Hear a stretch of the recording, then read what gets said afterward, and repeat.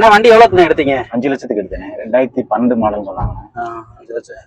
நீங்களா போய் எடுத்துட்டீங்க என்னண்ணே? ஆமாண்ணே, நான் சோசியல் மீடியால பார்த்தானே எடுத்தேன். சரி, ஃபேஸ்புக் இதுல பார்த்து எடுத்துருக்கீங்க. சரி சரி.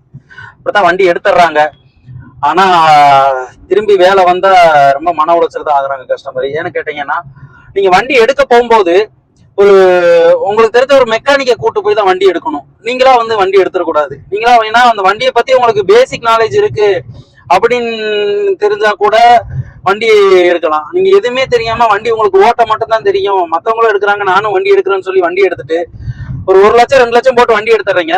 மறுபடியும் அந்த வண்டியில வந்து ஒரு 50,000மோ 1 லட்சத்துக்கு வேலை வரும்போது ரொம்ப மனசங்கடப்படுறீங்க. இப்ப இந்த வண்டியில வந்து பாத்தீங்க அப்படின்னா ரன்னிங்ல அடிக்கடி வந்து ஆஃப் ஆகுது வண்டி. பிளஸ் வந்து பாத்தீங்க அப்படின்னா இன்ஜின் வேலை இருக்கு இந்த வண்டியில. வண்டி அன்னைக்கு எடுக்கும் போது நல்லா தானே இருந்தது. அது அப்படித்தான் இருக்கும். வண்டி உங்களுக்கு எடுக்கும்போது பாடி ஷைனிங் நல்லா இருந்தது.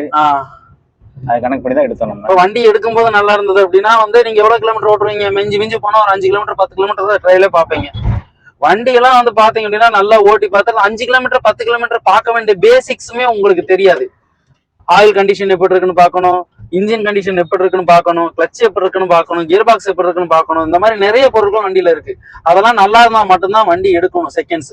அது யாருக்கு தெரியும் அப்படின்னா பொதுமக்களோ அல்லது உங்களுக்கு சாமானிய மக்களுக்கெல்லாம் தெரியாது. ஒரு ப்ரொஃபஷனலா மெக்கானிக் வேலை பாக்குறவங்க உங்களுக்கு தான் வண்டியை பத்தி தெரியும். அதனால அவங்கள கூட்டிட்டு போய் நீங்க வண்டி எடுக்கிறது தான் ரொம்ப நல்லது. உங்களுக்கு பண விரயமும் அதிகம் ஆகாம இருக்கும். இல்ல நீங்களா எடுத்துட்டு மறுபடியும் ஒரு 1 லட்சம் 2 லட்சத்துக்கு வண்டி எடுத்துட்டு மறுபடியும் ஒரு 50,000 1 லட்சம் செலவழிக்கிறதுக்கு எதுக்கு நீங்க பழைய வண்டி எடுக்கணும்? அதுக்கு புது வண்டியே வந்து ஒரு இப்போ 7 சீட்டர் புது வண்டியே வந்து ஒரு 4 லட்சம் 5 லட்சத்துக்குலாம் 5 சீட்டர் வருது. 7 சீட்டர் வந்து பாத்தீங்க அப்படின்னா ஒரு 7 லட்சம் 8 லட்சத்துக்கு 7 சீட்டரே கிடைக்குது. அப்படிங்கிற நீங்க புது வண்டி எடுத்துடலாம்ல, இதுக்கு செகண்ட்ஸ் வண்டி எடுக்கணும்? என்ன கம்ப்ளைண்ட் இருக்கு இதுல வந்து பாத்தீங்க அப்படின்னா மறுபடியும் நீங்க 5 லட்சம் போட்டு வண்டி எடுத்திருக்கீங்க, மறுபடியும் ஒரு 1 லட்சம் 1.5 லட்சம் செலவு பண்ற மாதிரி தான் இருக்கும். இன்ஜின் வேலை இருக்கு, ஒயரிங் வேலை இருக்கு, பாடி கீழே அரிச்சிருக்கு. அந்த மாதிரி டிங்கரிங் வேலை எல்லாம் பாக்கணும் அப்படின்னா குறைஞ்சது ஒரு 1.5 லட்சம் வந்துடும். எனக்கு திரும்ப நஷ்டம் தான் இது. ஆமா, உங்களுக்கு நஷ்டம் தான். நான் வேலை பார்த்துதான் ஆகணும். ஏன்னா 5 லட்சத்துக்கு வண்டி எடுத்துட்டீங்க, என்ன திருப்பி கொடுக்கலாம் முடியாது. வேலை பார்த்துதான் ஆகணும். அது உங்களுடைய விருப்பம் தான்.